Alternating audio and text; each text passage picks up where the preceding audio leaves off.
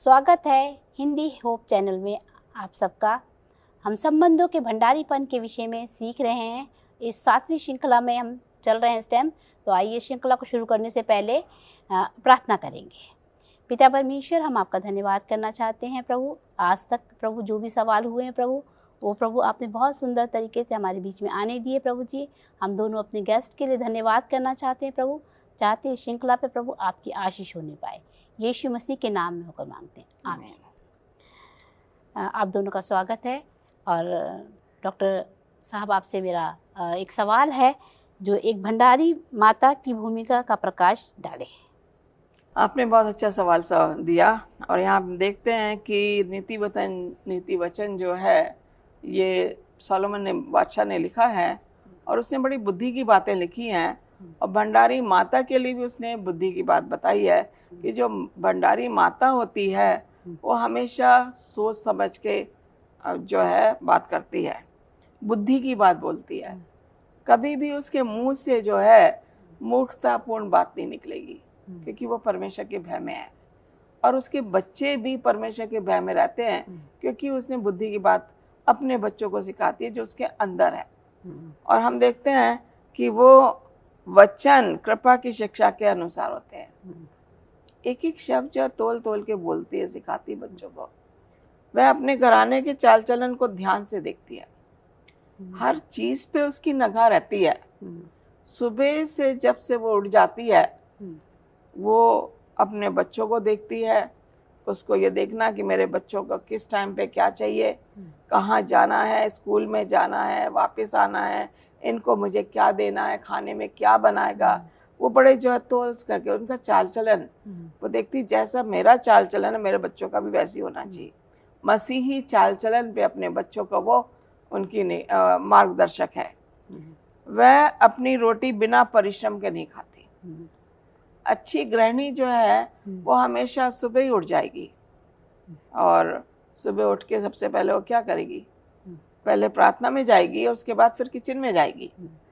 और किचन में जाके वो कहेगी कि अब मुझे क्या बनाना जो मेरे परिवार के लिए स्वास्थ्यवर्धक है। तो वो चीज़ जो है वो वहाँ पे वो करती है। ये कहती है रोटी बिना परिश्रम के नहीं खाती। अब जब सारे खाना खा लेंगे, अगर बचा है तो ठीक है, नहीं बचा तो वो फिर दूसरे काम में लग जाती है और वो पूरे टाइम में लगी रहती। फिर कहता है 28वें आयत में, उसके पुत्र उठ उठकर उसको धन्य कहते हैं। हमेशा बेटा जो है माँ से उसका लगाव रहता है। वो अपनी माँ को देखता रहता है बड़ी गौर से, मेरी माँ ने खाना खाया कि नहीं, मेरी माँ मेरे लिए खाने के लिए पूछ रही है। वो कभी कभी क्या करेगा, देखेगा उसकी माँ क्या खा रही है। बेटे को भी उसकी चिंता है और माँ को तो है ही चिंता। तो यहाँ पे कह रहा है पुत्र उठ कर उसको धन्य कहते हैं। हमारी माँ सबसे अच्छी है। कोई ऐसा नहीं है जो कहते मेरी माँ सबसे खराब है। कोई वो कहता मेरी माँ सबसे अच्छी है। कहता है उसका पति भी उसकी प्रशंसा करता है। जब देखा बच्चे खुश हैं उसकी माँ से, उसकी पत्नी से, तो पति तो नेचुरली खुश रहेगा। तो इसलिए वो जो बुद्धिमान भंडारी माता है, बड़े सोच समझ के परमेश्वर के भय में बच्चों को प्यार से पालती है और बड़े सोच समझ के उनको जो है मार्गदर्शक बनती है। Thank you so much ma'am, आपने बहुत सुंदर तरीके से इसका मुझे जवाब दिया और मेरे सारे दर्शकों को इससे बहुत आशीषित होंगे। एक सवाल मेरे सर आपके लिए है, एक भंडारी माता का जीवन किस प्रकार का होता है? इस अच्छे सवाल के लिए बहुत शुक्रिया।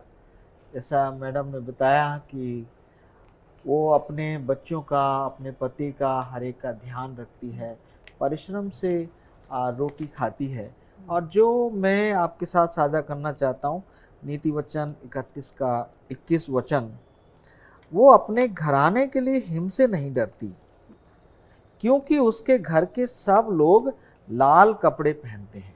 ये वचन कहता है कि एक भंडारी पत्नी अपने घराने की हर एक ज़रूरत को वो पूरा करती है। मैडम ने कहा कि वो भोजन का, और मैं ऐड करना चाहता हूँ भोजन के अलावा है वस्त्र है, शिक्षा है, सुरक्षा है, माहौल कैसा है, मेरे बच्चे किस तरह के माहौल में उठ बैठ रहे हैं, मेरे बच्चे किस तरह की संगति कर रहे हैं, किस तरह के उनके दोस्त हैं, इनकी पढ़ाई लिखाई किस तरह की चल रही है, कौन टीचर है, किस तरह की वो पढ़ाई करते हैं। तो माँ जो है भोजन के अलावा वस्त्र है, शिक्षा है, व्यवहार है, संगति है, इन सारी चीज़ों को भी वो देखती है। क्योंकि पति तो अक्सर बाहर काम करता है, उसकी जिम्मेवारी अलग है। तो घर में एक माहौल कैसे बना के रखना ताकि बच्चे आत्मिक रूप से ग्रो कर सकें, ये माँ के ऊपर निर्भर करता है। माहौल घर का अच्छा होगा तो बच्चे आत्मिक रूप से भी बढ़ेंगे, खान पान अच्छा होगा, फिजिकली भी बढ़ेंगे, इमोशनली भी बढ़ेंगे। तो हर तरह से एक जो माँ है वो ध्यान रखती है। वहाँ पर लिखा है वो हिम से नहीं डरती, क्योंकि उसे पता है कि मेरे घर के सारे लोगों के लिए पर्याप्त और अच्छे वस्त्र हैं। और वस्त्रों के साथ साथ बाकी चीज़ें मैंने जोड़ दिया कि वो इन सारी चीज़ों से नहीं डरती। और आज इस तरह की पत्नियों की, माताओं की एक बहुत बड़ी ज़रूरत है, क्योंकि स्त्रियां जब काम करने लगी हैं तो वो कहीं ना कहीं ये काम उन्होंने दूसरों को सौंप दिया है कि कोई दूसरा हमारे बच्चों को खाना देगा, दूसरा कोई हमारे बच्चों की देखभाल करेगा, उनको स्कूल लेकर जाएगा। और इससे बच्चों में कहीं ना कहीं एक खालीपन पैदा हो रहा है।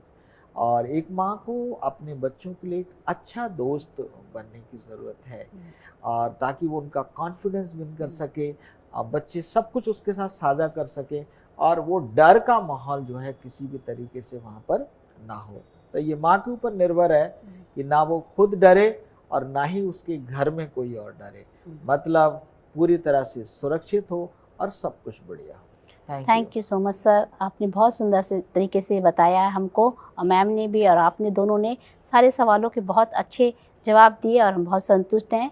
अभी हम ब्रेक में जाते हैं और ब्रेक के बाद हम फिर बहुत जल्दी मिलते हैं हिंदी होप चैनल पे।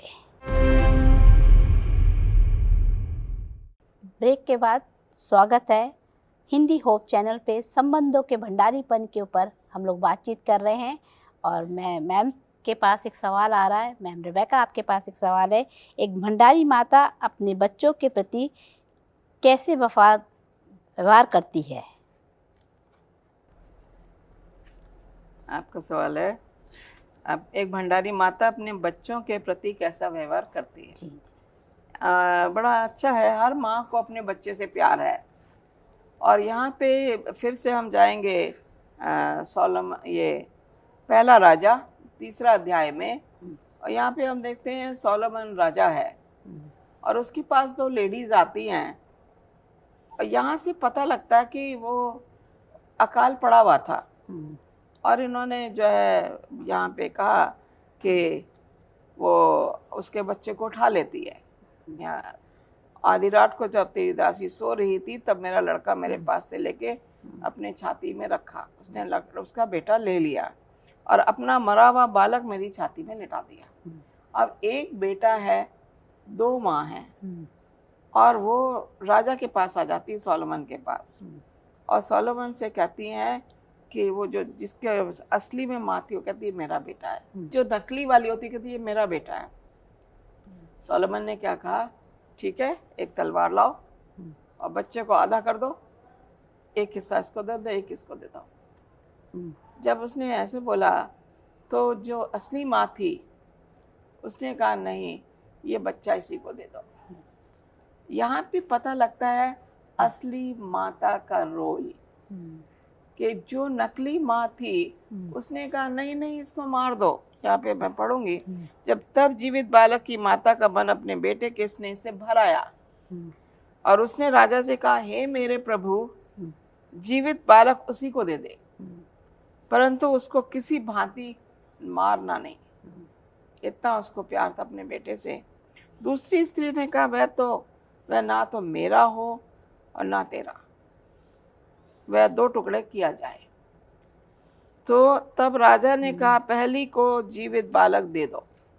राजा समझ गया कि ये जो औरत है इसको प्यार नहीं है, इसका बच्चा नहीं है, इसका बच्चा मर गया ऑलरेडी, लेकिन ये नहीं चाहती कि ये बच्चा जीवित और जिसका असली माँ उसके पास रहे।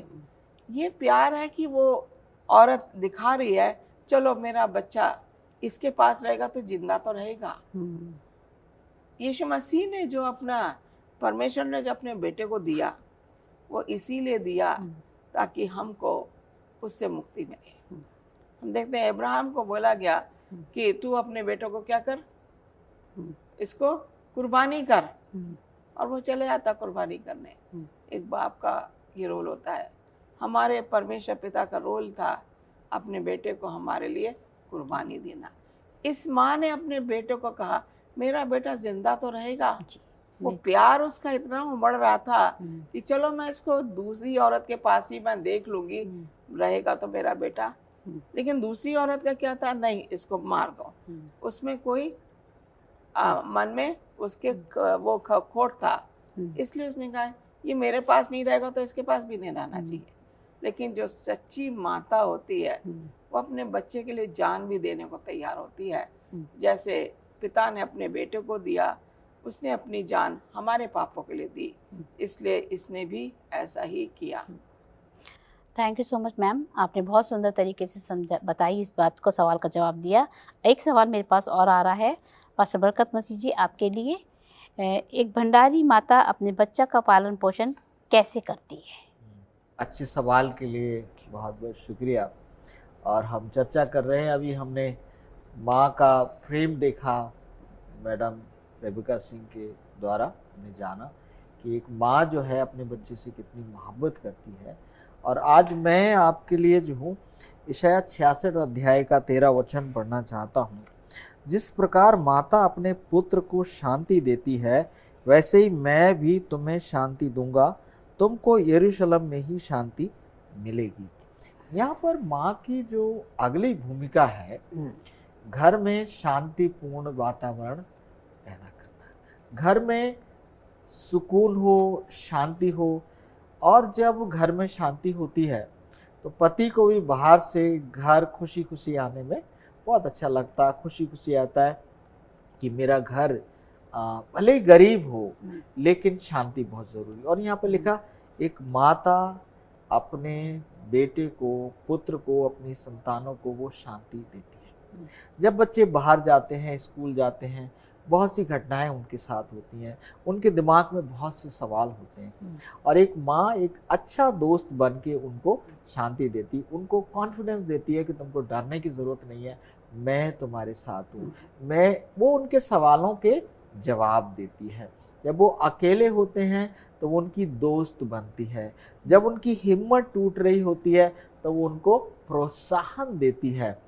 और ये बहुत ही ज़रूरी है एक माँ के लिए कि माँ अपने बच्चों को सुकून और शांति दे। ऐसा एक रिश्ता होना चाहिए माँ का और बच्चों का कि बच्चे अपनी हर एक बात माँ से कह सकें, अपनी हर एक बात। उनसे कोई चीज़ टूट भी जाए तो भी वो कह सकें। लेकिन अगर माँ चिढ़ने वाली है, बच्चे से गलती हुई, पटाख से उसको मार दिया, उसको जलील कर दिया, तब फिर क्या होता है, माँ और बच्चों के बीच में दूरी बन जाती है और बच्चों को शांति नहीं लगती है वहाँ पर।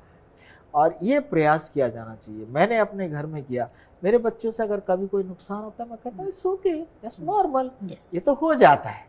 लेकिन कुछ लोग ऐसा नहीं करते हैं, तो बच्चे अंदर ही अंदर घुलते रहते हैं, उनको अकेलापन लगता है, वो अपने माँ बाप के साथ खुलकर बात नहीं कर पाते क्योंकि उन्हें वो शांति नहीं मिल रही। शांति का मतलब यहाँ पर है एक आश्वासन, एक भरोसा भी कि हम कुछ भी करेंगे, हमसे अच्छा बुरा जो भी हुआ, हमारे माँ बाप हमें संभालेंगे और हमको शांति देंगे। एक ऐसा माहौल बना के रखने की ज़रूरत है, खासतौर से आज के ज़माने में जबकि बड़ा कंपटीशन है, बड़ी प्रतियोगिता है और कई बार बच्चे हिम्मत हार जाते हैं, कई बार उनसे लगता है कि हम कर नहीं पाएंगे। तो एक माँ की भूमिका जो है शांति देने की है। Thank you so much sir, आपने बहुत सुंदर तरीके से हमें ये बताया। आप दोनों के सवालों को हम जब देखते हैं और सुनते हैं तो बहुत संतुष्ट हो जाते हैं। तो हम इस चर्चा को जो संबंधों की भंडारीपन को जो हम सीख रहे हैं, देख रहे हैं इस पूरी श्रृंखला के अंदर, हमको बहुत ज़्यादा आशीष मिल रही है और मेरा विश्वास है हमारे दर्शकों को भी बहुत आशीष मिलेगी इन चीज़ों से और हम बहुत कुछ सीखने पाएंगे। तो अभी हम ब्रेक के बाद हम दोबारा फिर मिलेंगे हिंदी होप चैनल पर। ब्रेक के बाद हिंदी होप चैनल में आपका स्वागत है। संबंधों के भंडारीपन के विषय में जो श्रृंखला चल रही है उसके ऊपर हम बातचीत कर रहे हैं और मेरा सवाल मैडम के पास है। मैम, एक भंडारी माता का उद्धार कैसे होता है? आपने बड़ा अच्छा सवाल किया मेरे से। भंडारी माता का उद्धार कैसे होता है? तो हम पौलुस ने बहुत कुछ लिखा है माता के ऊपर, पिता के ऊपर, बच्चों के ऊपर, बॉस के ऊपर, जितने भी सेवक है सबके ऊपर लिखा हुआ है। यहाँ पे हम देखेंगे कि पहला तीमुथियुस उसका 2 अध्याय और 15वीं आयत में इस तरीके से लिखा हुआ है पौल ने, तो भी स्त्री बच्चे जन्ने के द्वारा उद्धार पाएगी यदि वह संयम सहित विश्वास, प्रेम और पवित्रता में स्थिर रहे। ओके, यहाँ पे देख रहा है कि बच्चे जन्ने के बाद, ओके, उत्पत्ति में लिखा था फूलो फलो पृथ्वी में भर जाओ ना, यहाँ पे कह रहा है बच्चे जन्ने के बाद।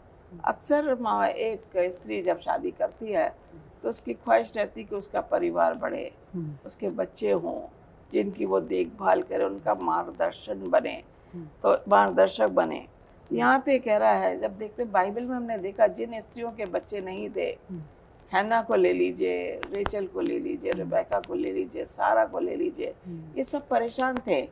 और जब सारा का अब्राहम ने प्रार्थना की, इसहाक ने रिबेका के लिए प्रार्थना की, तो परमेश्वर ने उनकी कोख खोली और तब उन्होंने बच्चे जने। तो कहते वो उद्धार पाएगी यदि वे संयम सहित विश्वास। औरतों में सबसे ज़्यादा संयम की ज़रूरत है, दूसरी चीज़ विश्वास की ज़रूरत है। बच्चे जो हैं हमारे को एक गिफ्ट के तौर पे दिए गए हैं, अगर हम अपना आपा खो देते हैं तो हम सही माता नहीं बन सकते, हम उद्धार नहीं पाएंगे क्योंकि हमारे अंदर संयम नहीं है, हमारे अंदर हमारे बच्चों पे विश्वास नहीं है जो कि होना चाहिए। एक माता का अपने बच्चों के साथ संयमता से व्यवहार होना चाहिए और विश्वास भी उसे बना के रखना है। विश्वास के साथ साथ कहता है प्रेम और पवित्रता में स्थिर रहे। हमेशा जो है बच्चे को अपनी माँ से सब कुछ बोलना चाहिए।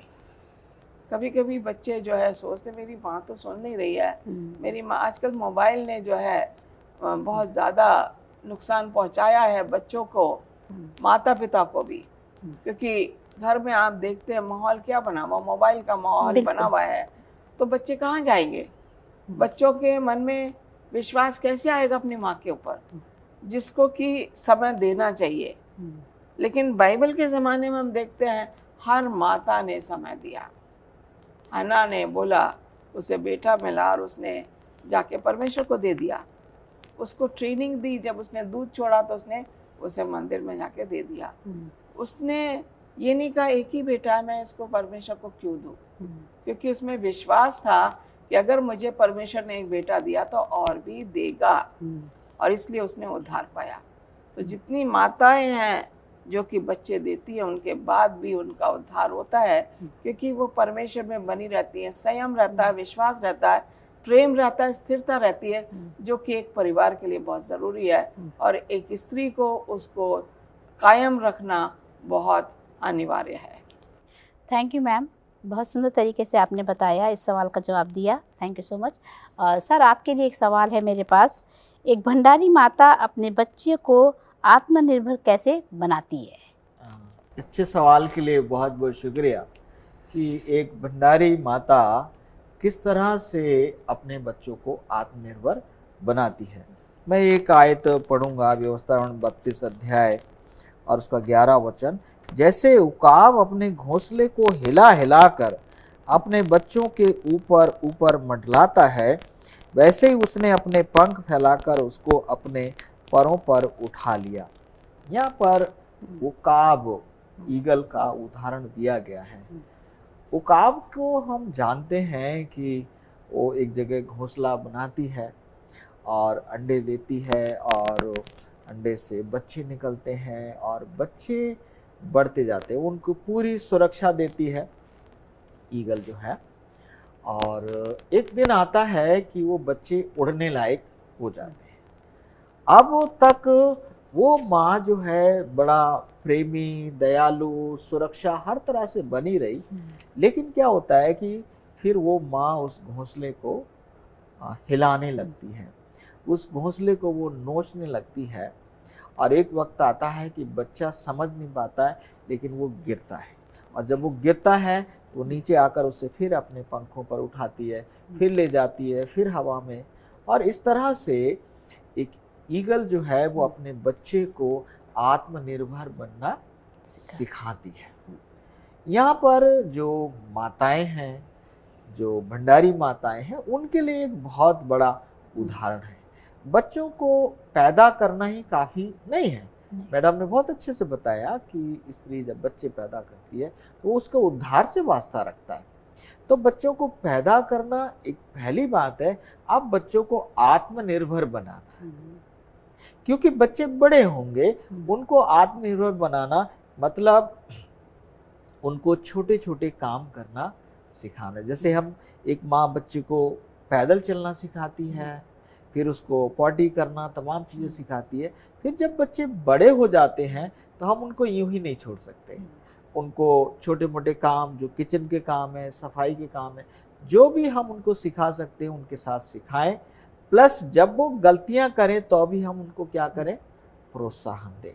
और जब हम ऐसा करेंगे तो निश्चय हमारे बच्चे बहुत अच्छे होंगे। Thank you so much sir. और अभी आप दोनों का बहुत बहुत धन्यवाद।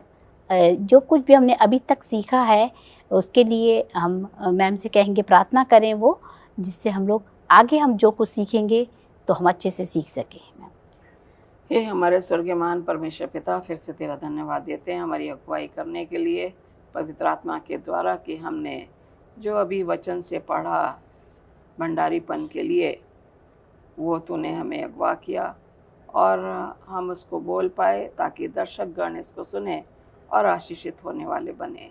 हमारी इस प्रार्थना को सुन और कबूल कर, तेरे बेटे यीशु नासरी के नाम से मांगते हैं, आमीन। Thank you ma'am. अब हम 8वीं श्रृंखला में फिर मिलते हैं जल्दी।